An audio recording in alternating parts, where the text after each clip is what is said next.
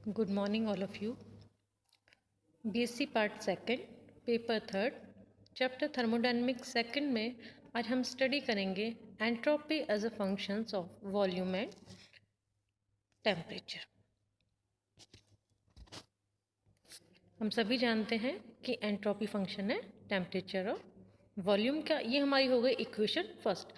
अब equation first का हम एग्जैक्ट डिफरेंशियल करते हैं।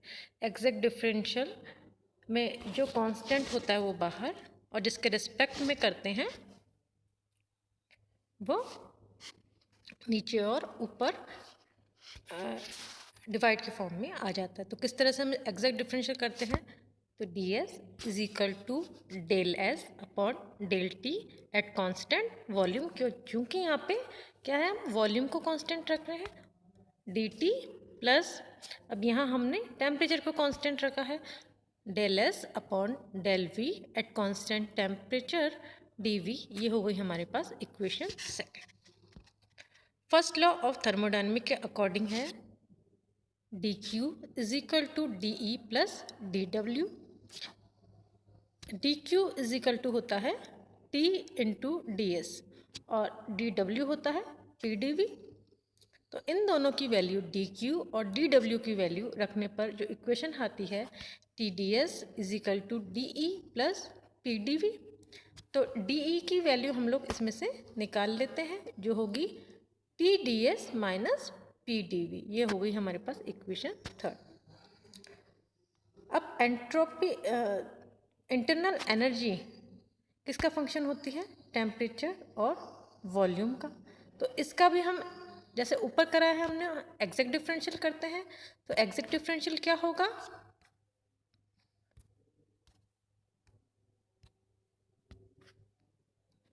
D E is equal to del E upon del T at constant volume into D T plus del E upon del V at constant temperature into D V. ये हमारी हो गई equation fourth. अब equation fourth से equation third में D S की value put करते हैं। तो हमारी जो इक्वेशन आती है वो होगी T D S minus P D V is equal to del E upon del T at constant volume into D T plus del E upon del V at constant temperature into D V. और P D V को अगर हम लोग यहाँ ले गए तो ये इक्वेशन हो गई T D S is equal to del E upon del T at constant volume into D T. अब डी वी इसमें भी है, डी वी इसमें भी है, तो कॉमन आ जाएगा। तो यहाँ माइनस है तो ये प्लस हो जाएगा, तो प्लस पी डी वी। अब इस इक्वेशन को टी से डिवाइड करने पर तो इक्वेशन आएगी D S is equal to D T upon T into del E upon del T at constant volume plus 1 T bracket del E upon del V at constant temperature plus pressure into D V. अब ये हो गई हमारे पास equation 5। अब equation 5 compare करते हैं equation 5 और इक्वेशन सेकंड का।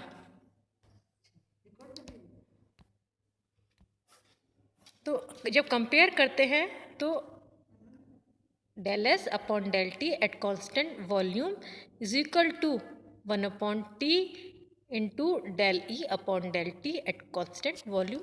तो ये हमारे पास हो गई इक्वेशन 6।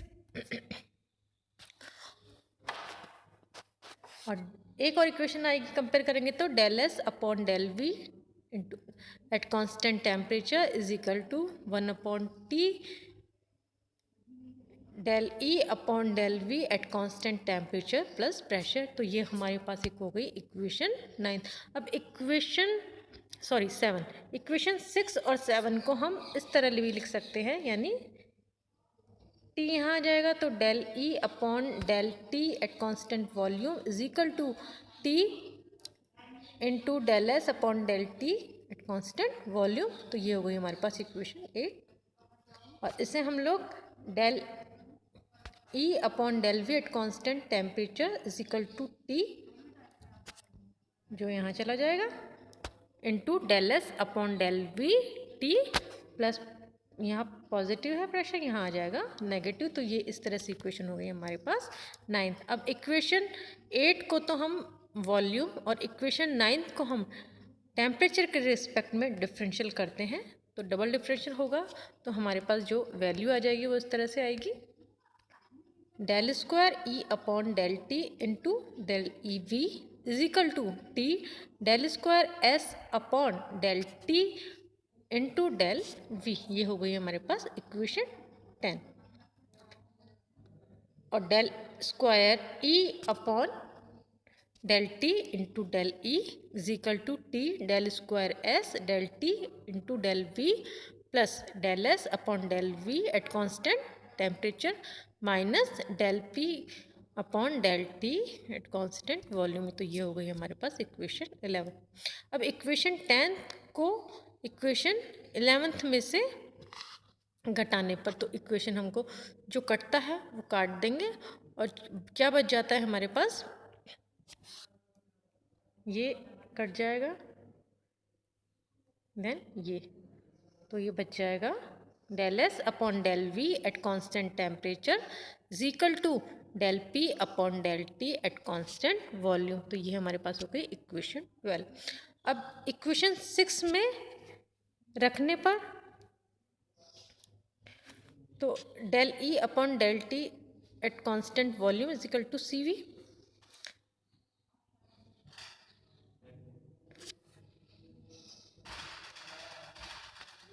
तो ये जो इक्वेशन हो जाएगी वो हमारे पास हो जाएगी del S upon del T at constant volume is equal to C V upon T. तो इक्वेशन 12 व 13 की वैल्यू इक्वेशन जब 12 में रखेंगे तो हमारे पास जो इक्वेशन आएगी वो आएगी D S is equal to C V T into D T plus del P upon del T at constant volume into del V. तो ये इक्वेशन 14 है, 14 है, वो शो कर रही है कि एंट्रोपी एज अ फंक्शन, की एंट्रोपी टेम्परेचर और वॉल्यूम पर डिपेंड करती है। ये तो बात हो गई कि entropy as a function volume and temperature. अब हम बात करते हैं कि entropy as a function of temperature and pressure. इसका भी इक्वेशन फर्स्ट का एग्जैक्ट डिफरेंशियल करते हैं, तो एग्जैक्ट डिफरेंशियल आ जाएगा D S is equal to del S upon del T at constant pressure D T plus del S upon del P at constant temperature into D P. ये होगी हमारी equation second. Enthalpy और internal energy में एक relation होता है, वो होता है H is equal to E plus P V. तो इसका जब हम डिफरेंशियल करते हैं तो D H is equal to D E plus P D V plus V D P. ये हो गई इक्वेशन थर्ड। डी ई की वैल्यू हमें पता है क्या होता है, D E is equal to T D S minus P D V. अब इसकी डी ई की वैल्यू इक्वेशन थर्ड में रखते हैं, तो डी एच की वैल्यू आ जाती है T D S plus V D P. अब एंथैल्पी फंक्शन होती है किसका, टेम्परेचर और प्रेशर का। तो इसका हम लोग एग्जैक्ट डिफरेंशियल करते हैं, तो एग्जैक्ट डिफरेंशियल करने पर वैल्यू आती है d H is equal to del H upon del T at constant pressure into D T plus del H upon del P at constant temperature into D P. ये हो गई हमारे पास equation fifth. अब equation fifth में से equation fourth से d H की वैल्यू रखने पर, तो डी एच की जब हम वैल्यू पुट रखेंगे तो ये आ जाएगी T D S is equal to del H upon del T at constant pressure into D T plus del H upon del P at constant temperature minus V into D P. अब इस equation को हमें temperature से divide करते हैं, तो आता है d S is equal to D T upon T del H upon del T at constant pressure plus 1 upon T del H upon del P at constant temperature minus V into d. ये हो गई हमारे पास equation 6। अब equation 6 और equation second का हम जब कंपेयर करते हैं तो हमारे पास जो वैल्यू आती है वो आती है d S del S upon del T at constant pressure is equal to 1 upon T del H upon del T at constant pressure. ये हो गई इक्वेशन 7।